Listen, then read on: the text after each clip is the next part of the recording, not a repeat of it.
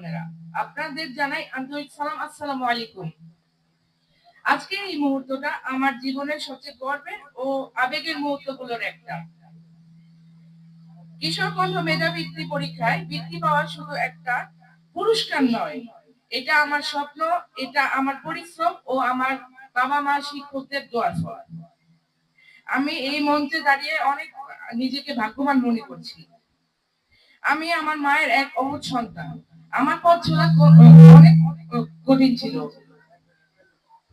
অনেক সময় ক্লান্ত হয়েছি, ভেঙে পড়েছি, মনে হয়েছে আমি পারবো না। কিন্তু তখনই আমার বাবা মা আমাকে শক্ত করে ধরে বলেছেন যে বাবা তুই পারবি, তোকে পারতেই হবে। বাবা মায়ের ভালোবাসা ছাড়া আমি কখনো এই জায়গাতে আসতে পারতাম না।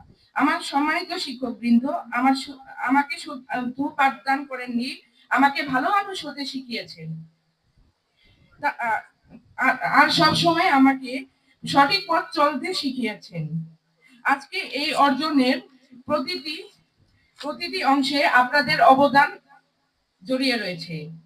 আমি আপনাদের প্রতি আজীবন কৃতজ্ঞ থাকবো। আজকের এই সম্মান আমাকে আনন্দ করার পাশাপাশি আমাকে আরো দায়িত্বশীল করে তুলেছে। এই পুরস্কার আমাকে মনে করিয়ে দিয়েছে success is not final, failure is not fatal. সফলতা মানেই শেষ কথা নয়, আর ব্যর্থতা মানেই সব শেষ হয় না। আমি যে কোনো কাজে যখনই ব্যর্থ হতাম তখন মনে হতো তামিম তোর দ্বারা কিচ্ছু হবে না, তুই একটা ফেলার।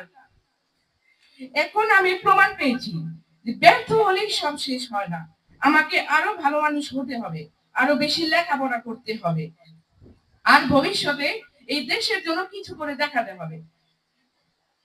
আমার স্বপ্ন হচ্ছে জজ হওয়া, জজ হয়ে সবার ন্যায় বিচার করা, দোষী মানুষকে শাস্তি দেওয়া এবং নির্দোষ মানুষকে মুক্ত করা। আমি চাই আমার এই সাফল্য দেখে অনেক কিশোর কিশোরী আমার মতো স্বপ্ন দেখতে শিখুক।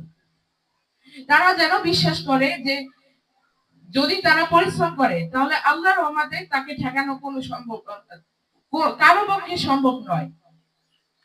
সর্বশেষ এই সুন্দর অনুষ্ঠানের জন্য কিশোর কণ্ঠ মেধাবৃত্তি প্রতিনিধিদের আমি অনেক ধন্যবাদ জানাচ্ছি। তাদের জন্যই আমরা এই সম্মানটা পেয়েছি, তাদের জন্যই আমরা পরীক্ষা দিয়ে অনেক ভালো কিছু অর্জন করতে পেরেছি। আল্লাহ তাআলা বলেন ফাইন্না মাআল উসরি ইউসরা, ইন্না মাআল উসরি ইউসরা। নিশ্চয়ই কষ্টের মাঝেই স্বস্তি রয়েছে এবং স্বস্তির মাঝেই আনন্দ রয়েছে। দুনিয়াতে যারা কষ্ট করেছে তারা আজ বড় হয়েছেন, তারা অনেক সফলতা অর্জন করেছে।